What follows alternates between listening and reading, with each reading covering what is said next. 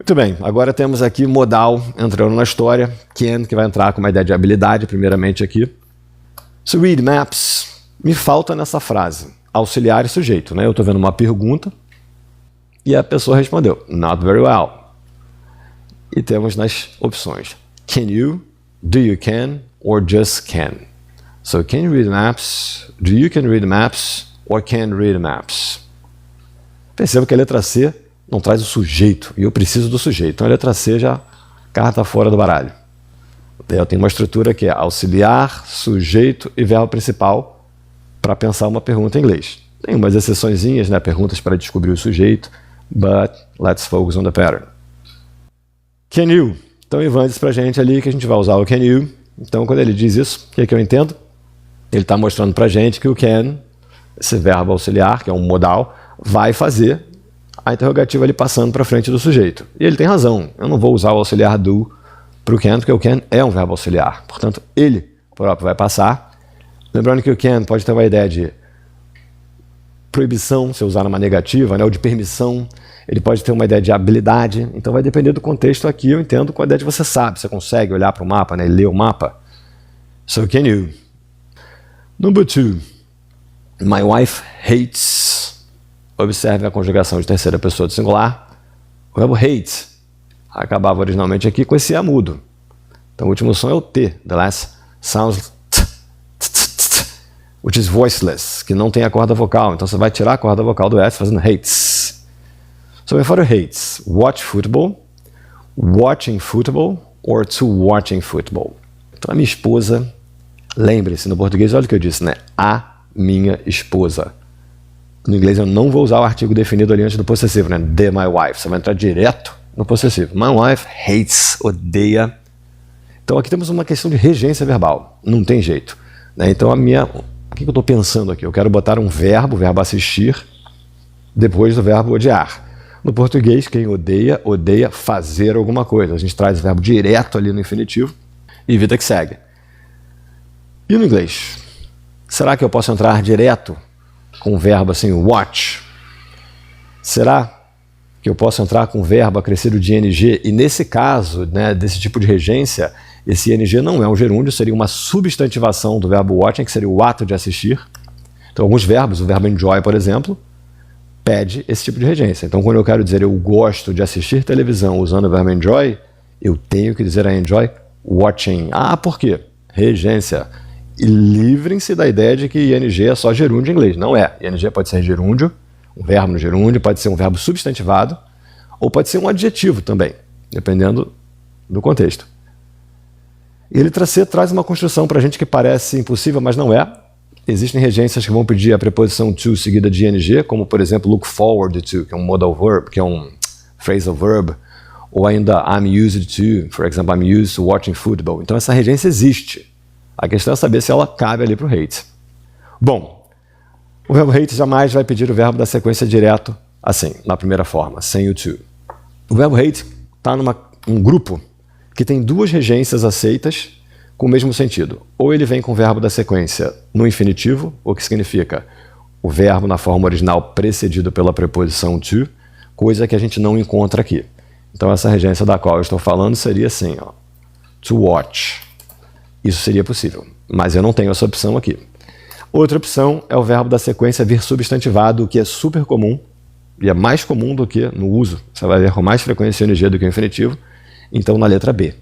So, my wife hates watching football. A minha esposa odeia assistir futebol.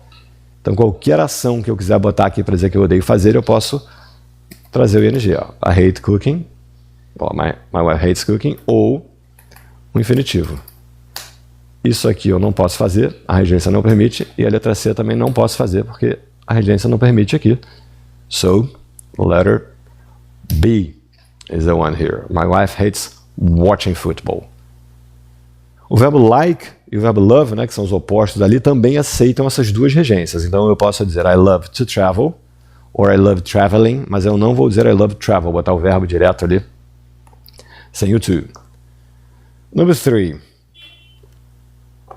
O que está sendo cobrado aqui são objective pronouns, aqueles pronomes que fazem o papel de objeto do verbo. Né? Quando eu digo no português eu amo ela, não. Eu amo ela não porque ela vai fazer sujeito. Eu preciso do pronome oblíquo, né? Eu a amo. Aí tem vários pronomes oblíquos no português. Posição vai depender, enfim, de uma série de coisas. No inglês não tem essa. Pronome que faz objeto está sempre depois do verbo. So she says she doesn't love blank. Observe que no português, obrigatoriamente, teríamos um that aqui conectando, né? Ela diz que ela não o ama. É o que eu vou precisar montar aqui. A questão é quem que vai fazer esse ele como objeto de love. Him, he or his. Vamos começar por eliminação. Primeiramente, o his, que é a letra C, é um possessivo adjetivo, que indica uma ideia de posse, e vai estar sempre grudado ali no substantivo quando ele tem essa função de um possessivo adjetivo, ou ele pode ser um pronome possessivo também. A questão é que ele faz uma ideia de dele, né? O carro dele, esse carro é dele, então não serve aqui pra gente, para fazer esse papel do objeto, e aí ficamos na letra A, between letter A and letter B, him or he. So one of them is a subjective pronoun, ou seja, um deles é um pronome que só faz sujeito, enquanto o outro é o pronome que faz objeto, ambos na terceira pessoa do singular masculino. Letra C também está na terceira pessoa singular masculino, mas não nos serve aqui.